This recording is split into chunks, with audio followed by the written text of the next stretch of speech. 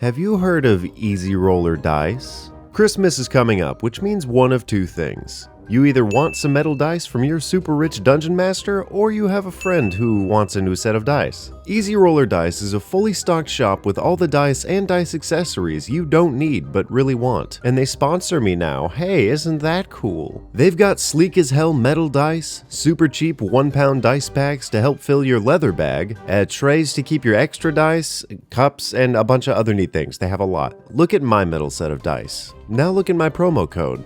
Now look at this shop page. Oh, oops, no, you bought like 4 sets, didn't you? Oh geez. Here, watch a RuneSmith video while you panic. Did you play Elder Scrolls before starting D&D? What about any collectathon? Hell, any survival or sandbox game where your resources are the key to you enjoying that game? Then likely, to some degree, that's affected or influenced how you play D&D.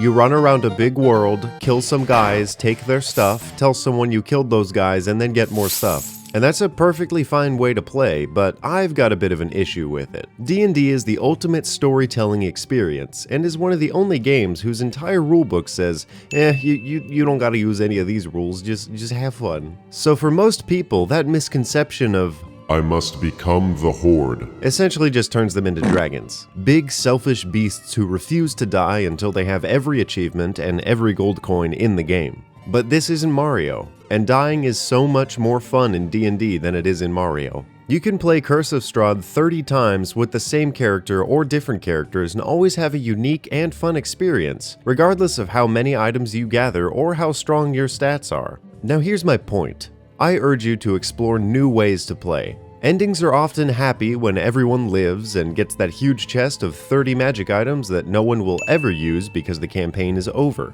But sad endings are just as good. Melancholy endings are some of my favorites, and endings that just aren't endings are the most realistic. As an example, I had a gnome illusionist who worked with a party of deadly cutthroat pirates. He was a little Irish sailor's son who ran around pranking people with some dumb spells, shouting something like, "You've been bested by Yoggalagatump, Scourge of Salt Merchant, and all her patrons." But a few weeks into the game, we fought a swamp dragon that melted his skin and nearly killed all of his companions. So lying in swamp mud, contracting 20 illnesses at once, half dead, made him think. I want to go home. So he left and I played a new character, which was a great half ending for him.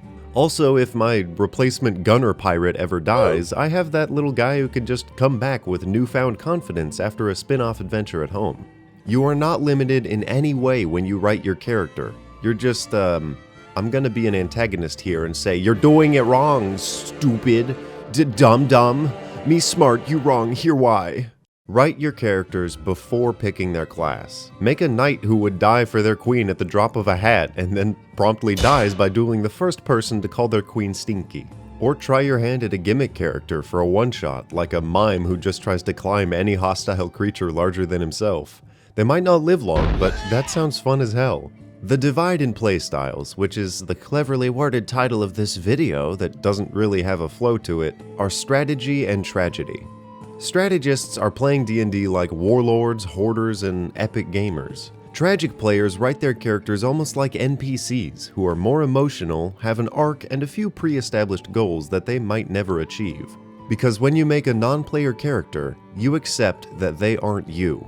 It's just a character who may or may not ever get what they want. And that disconnect allows you more freedom to kill yourself.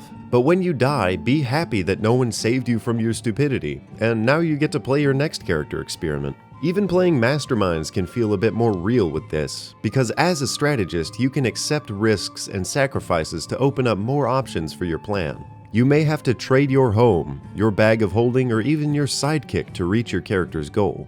I think those rare moments where you're faced with incredible loss, high risks, or hard choices that put life and death on the table are the ones that really change you. At the D&D Presents panel, I had the privilege of asking the team what most memorable, emotional moments they've had at the table. Micah Burton talked about having to sacrifice a druid companion, and how her suffering alone in the woods led her to find her next animal partner. And Jonathan Indovino talked about his dad being poisoned after tireless efforts to save him from death. And Chris Perkins said that time that he killed everyone. These passionate, talented actors all love when they deal with characters' tragedies because these moments are unforgettable. Suffering moments also help you better your characters as people. After my first job at a Christian camp, after working 15-hour days there at like $4 an hour, I got 2 speeding tickets and immediately lost all my money. After working at a hydraulic shop for over a year after losing upwards of 7 jobs, I quit to do this. I wouldn't be here if my life were a peachy, forgettable list of times I got gifts I didn't even use. As a closing statement, here's a proverb I came up with that might help you remember.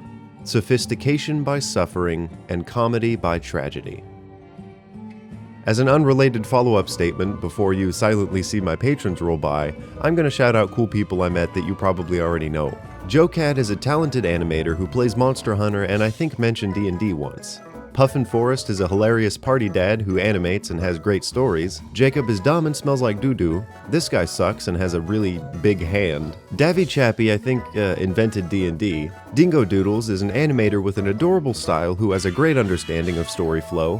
Felix is a very handsome DM, and Jess Jackdaw is a digital artist with an incredible style that does Pokemon fusions you should watch. Okay, cool, here's the patrons. Appreciate them while I fill the air, and then maybe watch my next video, or that one 10-hour screensaver. Those are your options. Bye.